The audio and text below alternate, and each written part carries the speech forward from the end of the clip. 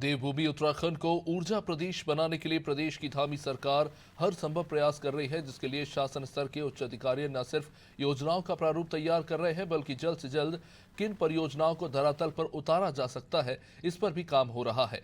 मुख्यमंत्री के सचिव आर मीनाक्षी सुंदरम ने अनादि टीवी से खास बातचीत के दौरान ये सारी बातें रखी।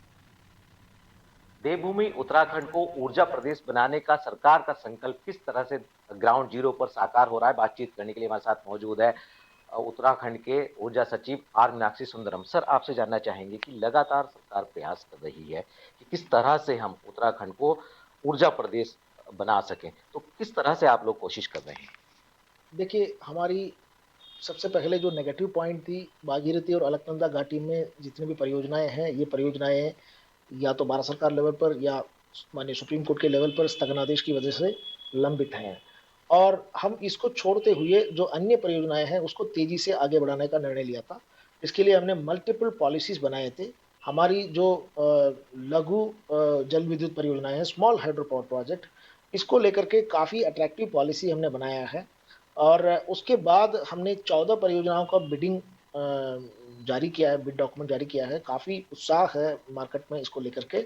और 10 और परियोजना की बिडिंग हम लोग जल्दी जारी करने वाले हैं। इस तरीके से हमारी 24 परियोजनाएं जो हैं बिडिंग के लिए तैयार हो जाएंगे। जो ऑलरेडी बिडेड आउट प्रोजेक्ट हैं, किसी न किसी कारण से टेक ऑफ नहीं हो रहे थे, उनको हमने वन टाइम सेटलमेंट योजना के तहत एक्सटेंशन दिया हुआ है। और उसके साथ साथ मैं लगातार उनके साथ बैठ करके उनकी जो जो छोटे छोटे अड़चन है उसको दूर कर रहा हूँ।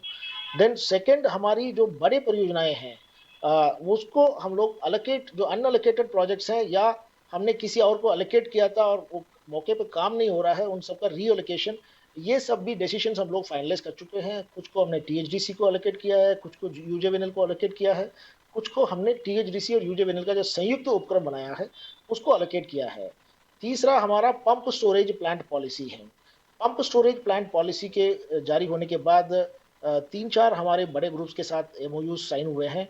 उसमें से जेएसडब्ल्यू ग्रुप का अभी हमारे पास 800 मेगावाट की परियोजना बनाने के लिए एप्लीकेशन आया हुआ है, जिसको हम लोग एग्जामिन कर रहे हैं।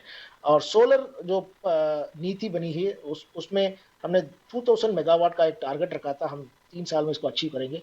उस पर भी हम लोग तेजी से आगे बढ़ रहे हैं। और ये एक थर्मल पावर प्लांट भी लगाने के लिए हम लोग प्रयास करते हैं। उसके लिए कोल ब्लॉक के आवंटन के लिए भारत सरकार से अनुरोध किया हुआ है। बहुत बहुत शुक्रिया हमसे बातचीत करने के लिए। तो आपने सुना मुख्यमंत्री के सचिव ऊर्जा सचिव आर मीनाक्षी सुंदरम को, जिन्होंने बताया कि किस तरह से सरकार का जो ऊर्जा प्रदेश का संकल्प है उसको साकार करने की कवायद में जुटे हुए हैं। मैं कैमरा सचिन के साथ सोनू सिंह, अनादि टीवी, देहरादून।